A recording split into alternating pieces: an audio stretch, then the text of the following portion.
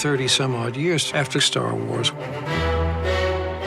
To do number 7, I felt, very happy to be able to continue adding to this glossary of themes. JJ did speak to me about the feeling we would all want to have that this is Star Wars. All we need is John Williams, and then there's Don. And particularly connected, if we could, to the earlier films. We have Leia and we have Han and Luke revisited here. There are references to earlier thematic connections between characters and music and so on. And that seemed a very natural thing to do. And combine it with new melodic material for the new characters. Rey, her theme has a musical grammar that is not heroic in the sense of a hero's theme. It's kind of an adventure theme that maybe promises more than resolving itself in the most major, triumphant resolutions.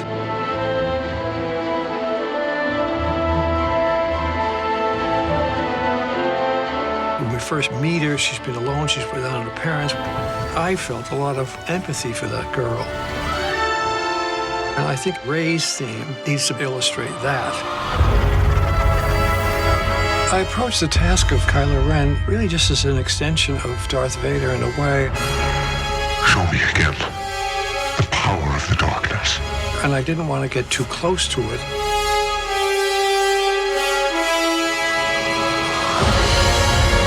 But if it could convey in a few short notes, as the Imperial March does, this evil power, strength, threat,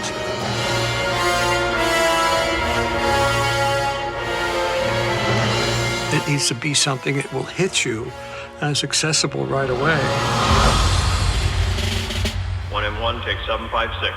When we recorded the opening and closing of the very first Star Wars film, I didn't have any idea there would be a second one. None of us had any idea that we'd ever hear the music again.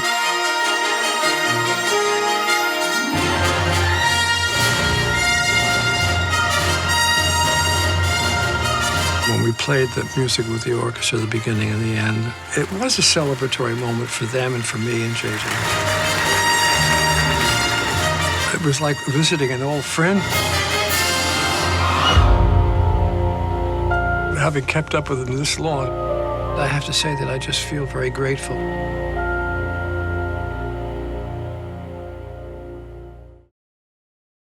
Hey YouTubers, it's Charlie. So John Williams released this behind the scenes of the Star Wars soundtrack, the Episode 7 soundtrack, and it does a really good job of reminding you how important music is to Star Wars. I wouldn't say his score for Episode 7 is my favorite Star Wars score. I still think the original trilogy is my favorite, just because it hit me at the perfect time in my childhood. There used to be like a 6-disc or 5-disc special edition of all the soundtracks from the original trilogy, and my parents got it for me on CD when I was a little kid. I think they were the first CDs that I ever got that I was able to listen to start to finish without taking a break. If you've ever heard a joke about someone listening to Pink Floyd or some other psychedelic music in the dark and just tripping out, the original trilogy soundtracks are one of the best way to do that. I'm not advocating for the use of drugs or anything like that, but you get the idea. What makes them so beautiful is that they create this world of the film just using music. It's the job of the composer, John Williams in this case, to create the emotional story for the film just using music, so that when you're watching the movie, you have context for scenes.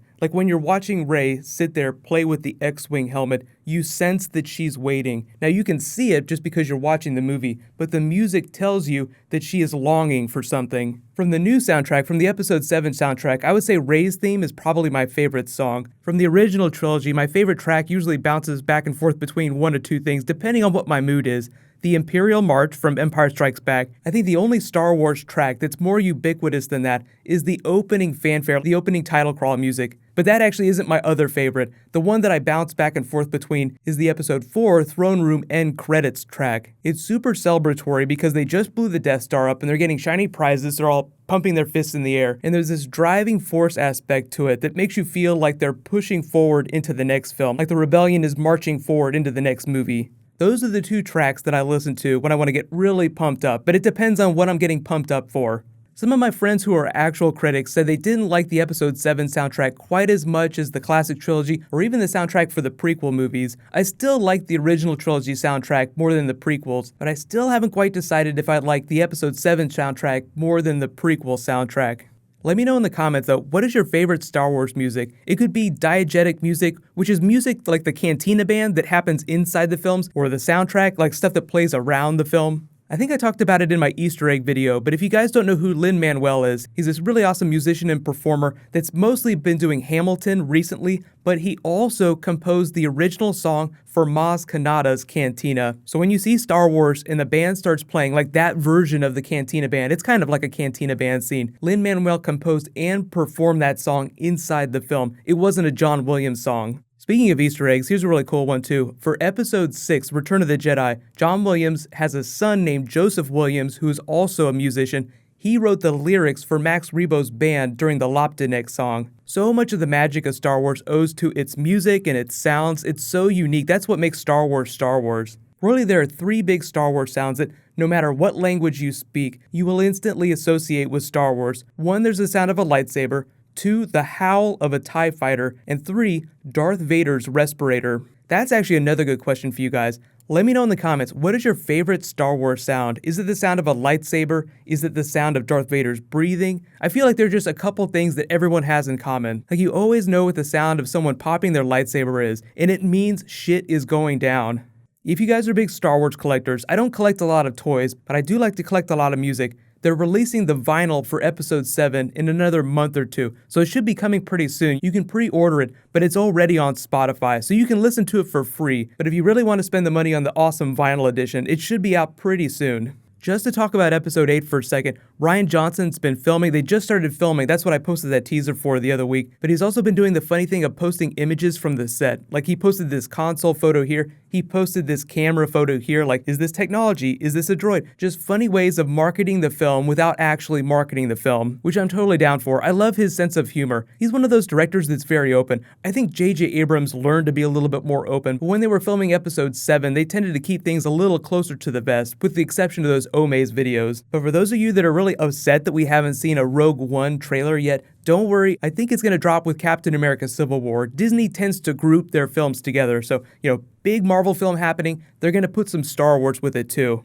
If there are any Star Wars videos that you guys want me to do, just let me know in the comments. And there is some new Captain America Civil War that I have for tonight, so be sure to subscribe to get that. While you guys wait for that video to post, in case you haven't seen it, I just posted my Deadpool Easter egg video last week. You can click here to watch that, and you can click here for that Episode 8 teaser video. Thank you so much for watching, everybody. Let's high five. I'll see you guys tonight.